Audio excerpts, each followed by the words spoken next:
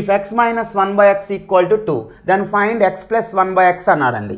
ఈ ప్రాబ్లం మనము ఒక స్మాల్ ఫార్ములా యూస్ చేసుకొని మనం సాల్వ్ చేయొచ్చు. Formula x minus 1/x equal to a implies x plus 1/x equal to square root of a square plus 4 అండి.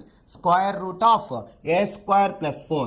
x minus 1/x a అయితే x plus 1/x value root of a square plus 4.